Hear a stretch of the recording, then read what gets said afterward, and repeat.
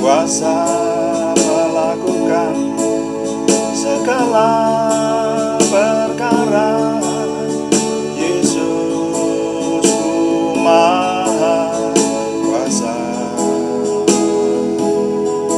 Dia ciptakan seisi dunia, atur segala masa. Yesusku maha kuasa. Yesus kuasa melakukan segala perkara.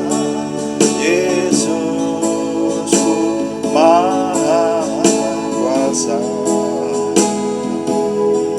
Dia ciptakan seisi dunia, atur segala masa. Yesusku maha kuasa.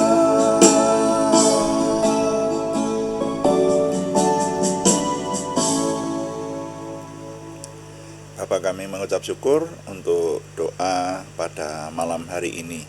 Kami menyerahkan semuanya, Tuhan pimpin, Tuhan berkati, Tuhan kuduskan, Tuhan beri pengurapan, sehingga semua yang kami persembahkan kepada Tuhan menjadikan nama Tuhan dimuliakan dan kami semua diberkati. Terima kasih Bapa di surga, kami mengucap syukur untuk semuanya. Dalam nama Tuhan Yesus Kristus kami berdoa. Amin. Selamat malam Bapak Ibu Saudara sekalian yang sudah bersama dengan kita di sini dalam doa malam hari ini. Doa malam melalui online ini diadakan secara iman Kristiani dengan dasar keyakinan kepada Tuhan Yesus Kristus, Yeshua HaMasyiah, Juru Selamat dunia, Imam Besar Agung kami. Dan firman Tuhan yang didokumentasikan dalam kitab suci Perjanjian Lama serta Perjanjian Baru menjadi pegangan kami, menjadi pegangan kita sekalian. Saudara, doa malam ditujukan untuk menjawab pertanyaan. Karena itu jikalau ada pertanyaan-pertanyaan rohani dari saudara seiman yang ingin kami menjawabnya, silahkan dikirimkan kepada kami. Nanti akan coba kami jawab menjadi tema-tema dalam doa malam kita. Dan doa malam juga seringkali ditujukan untuk mencermati hal-hal yang terjadi pada zaman kita hidup ini. Kita cermati dari sisi firman Tuhan sehingga kita hidup benar di hadapan Tuhan. Nah, sore hari ini kami masih ingin meneruskan menjawab pertanyaan dari Ibu Endang Susilowati di Purwodadi, saudara, yang mempertanyakan tentang tokoh yang namanya Melkisedek disebut di kitab suci. Makanya judul renungan malam hari ini adalah Memahami Melkisedek bagian 2. Memahami Melkisedek bagian 2, subjudulnya Imam Tuhan Maha Tinggi. Imam Tuhan Maha Tinggi. Nah, pertanyaan dari Bu Endang Susilowati, sebetulnya kalimatnya cukup banyak, tapi kalau saya ringkas pertanyaannya bunyinya begini. Siapakah Melkisedek itu dan adakah kaitannya dengan Tuhan Yesus Kristus? Ya, karena banyak disebut Melkisedek itu baik di Perjanjian Lama maupun Perjanjian Baru. Nah, di jawaban yang pertama kemarin kita sudah membaca dari Kejadian pasal 14, disebutkan di sana Melkisedek itu nama seorang tokoh, adalah seorang raja, yaitu di kerajaan Salem, disebut Raja Salem. Jadi seorang raja dari kerajaan Salem gitu. Ada yang menafsirkan kemungkinan yang dimaksud adalah Yerusalem, tapi sebetulnya waktu itu kota Yerusalem belum ada ya. Jadi ini diperkirakan saja.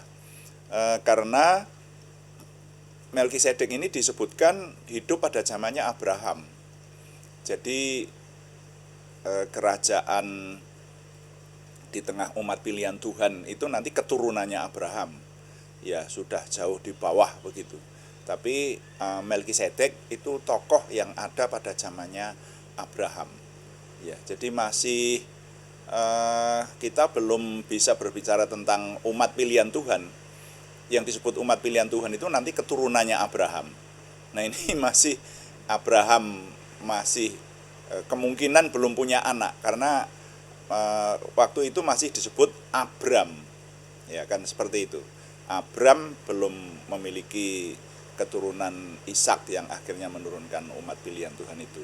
Nah, tokoh Melkisedek itu disebutkan di 3 tempat di kitab suci, yaitu ada di kitab Kejadian pasal 14, kemudian di kitab Mazmur pasal 110, dan di Ibrani pasal 5 sampai pasal 7. Jadi kita kalau meneliti ada di sana. Nah, sekarang ini untuk jawaban pada kesempatan kedua ini, saya ingin mengajak Bapak Ibu membaca dari Kejadian pasal 14 kembali, yang kemarin sudah kita baca ya, ayat 17 dan 18 saja. Kalau kemarin kita baca sampai di bawah satu perikop habis. Saya baca untuk kita sekalian. Setelah Abram kembali dari mengalahkan Kedorlaomer dan para raja yang bersama-sama dengan dia, maka keluarlah Raja Sodom menyongsong dia ke lembah Syawe, yakni lembah raja. Melkisedek, Raja Salem, membawa roti dan anggur. Ia seorang imam Allah yang maha tinggi. Nah, jadi ini yang saya garis bawahi di kitab Kejadian disebutkan dengan jelas, ia imam Allah yang maha tinggi. Ya. Nah, kemudian bagian kedua yang memuat tentang nama Melkisedek itu ada di kitab Mazmur pasal 110 ayat 5. Tuhan ada di sebelah kananmu. Ayat 4 ya. Saya ulangi ayat 4. Tuhan telah bersumpah dan ia tidak akan menyesal. Engkau adalah imam untuk selama-lamanya menurut Melkisedek. Nah ini Mazmur pasal 110 ayat 4 ya. Ayat 4 yang betul. Nah, kemudian nanti di kitab Ibrani pasal 5 sampai pasal 7 itu disebut berulang-ulang. Besok akan kita teliti, tapi kali ini saya ingin membaca ayat pasal 5 ayat 5 sampai 6 saja. Jadi kita meneliti tokoh Melkisedek ini disebutkan di sini. Firman Tuhan berkata demikian. Demikian pula Kristus tidak memuliakan dirinya sendiri dengan menjadi imam besar, tetapi dimuliakan oleh Dia yang berfirman kepadanya, Anakku engkau telah kuperanakkan pada hari ini, sebagaimana firman-Nya dalam suatu nas yang lain. Engkau adalah imam untuk selama-lamanya menurut peraturan Melkisedek. Nah, jadi sekarang kita mendapati hal kedua yang kita dapatkan, yaitu tokoh Melkisedek disebutkan yang jelas kemarin dia adalah raja, ya, Raja Salem. Tapi di sini disebutkan bahwa Melkisedek itu imam dari Tuhan yang maha tinggi. Seperti itu. Dan ketika saya meneliti kata imam itu di kitab suci disebutkan pertama kali itu di Kejadian pasal 14 itu. Jadi kalau membicarakan tentang keimaman, ya, kata imam, kita tahu bahwa imam itu sebuah jabatan, yaitu menjadi perantara antara manusia dengan Tuhan, seperti itu. Ya. Dan itu ternyata disebutkan pertama kali ketika kitab suci membicarakan ada hubungannya dengan tokoh Melkisedek, saudara.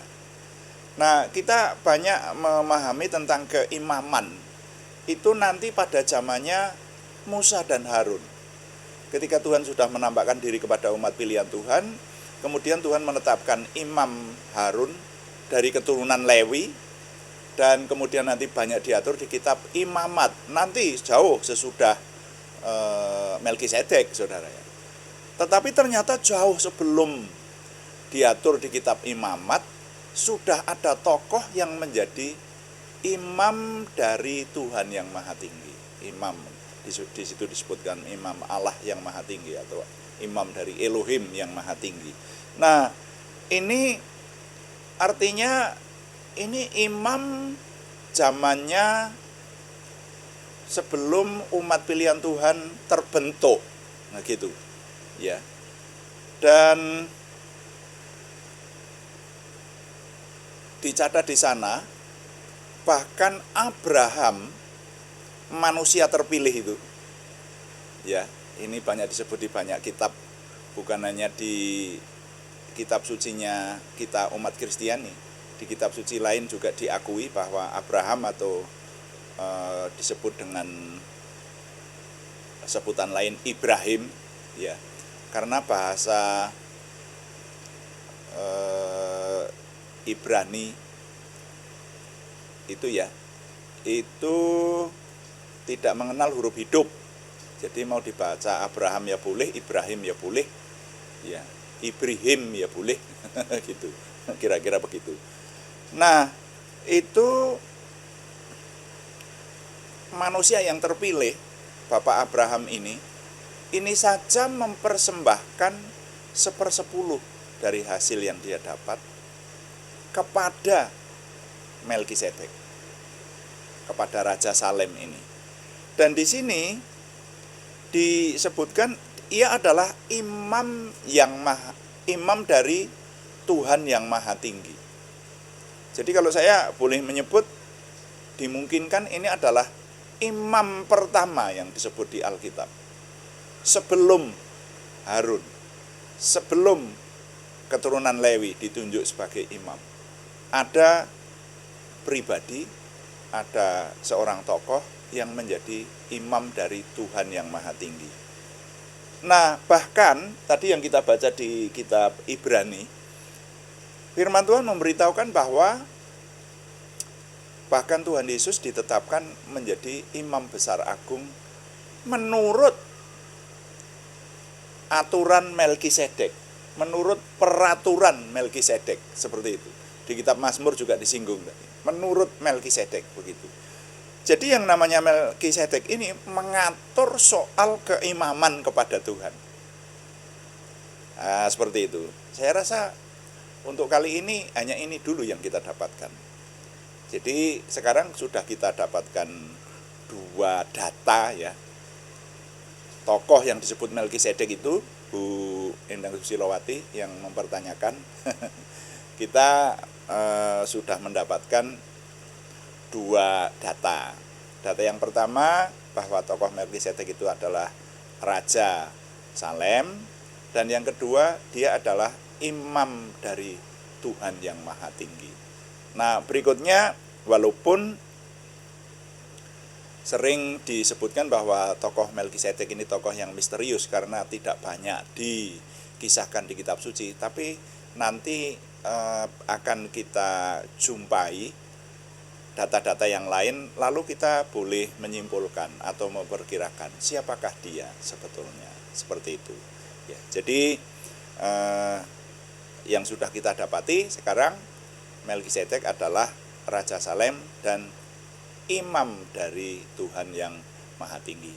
Kira-kira itu dulu yang dapat saya impartasikan malam hari ini. Jadi nilai yang dapat saya ketengahkan kali ini bunyinya saya susun dalam sebuah kalimat begini, menjawab pertanyaan Bu Susi. Mencermati tokoh Melkisedek, kita dapati dia seorang raja dan imam Tuhan yang maha tinggi yang mengatur keimaman. Jadi bukan hanya imam yang maha tinggi, tapi dia juga mengatur, karena tadi disebutkan menurut peraturan Melkisedek, seperti itu ya. Saya ulangi, mencermati tokoh Melkisedek, kita dapati dia seorang raja dan imam Tuhan yang maha tinggi yang mengatur keimaman. Tuhan dipuji. Amin. Mari kita melayani Tuhan dengan doa. Kita akhiri renungan malam hari ini dengan doa sesuai dengan yang Tuhan ajarkan kepada kita. Tuhan, berkatilah kami dengan berlimpah-limpah, perbuatlah sesuatu yang besar dalam hidup kami, dan itu jelas berasal daripadamu. Tambahkanlah pengaruh dan kesempatan kami bagimu, berikanlah kami suatu perasaan akan hadiratmu dan petunjukmu senantiasa, jagai dan lindungilah kami, supaya tidak jatuh dalam perangkap setan. Dalam nama Tuhan Yesus Kristus kami berdoa. Amin. Demikian doa malam hari ini, saudara sekalian. Kami terus memberitahukan bahwa doa malam diadakan setiap hari, Senin sampai Sabtu, setiap jam 6 malam atau jam 18 waktu Indonesia Barat. Ya, ada juga doa pagi setiap hari juga diadakan setiap jam 5 pagi. Banyak yang setia mengikuti doa pagi, saudara. Temanya berbeda. Kalau yang doa pagi meneliti seluruh isi Alkitab sambil merenungkannya. Tapi kalau yang doa malam itu menjawab pertanyaan. Ya, seperti itu. Terima kasih kepada semua yang sudah setia mengikuti dan juga menyampaikan dukungan kepada kami. Kami tetap mengharapkan dukungan Anda, setidaknya dukungan doa. Juga terima kasih yang belum memberikan subscribe, berkenan memberikan subscribe, like, komen, dan share, bagikan kepada teman-teman lain sehingga lebih banyak lagi yang diberkati bersama dengan kita. Selamat malam, Tuhan memberkati. Amin.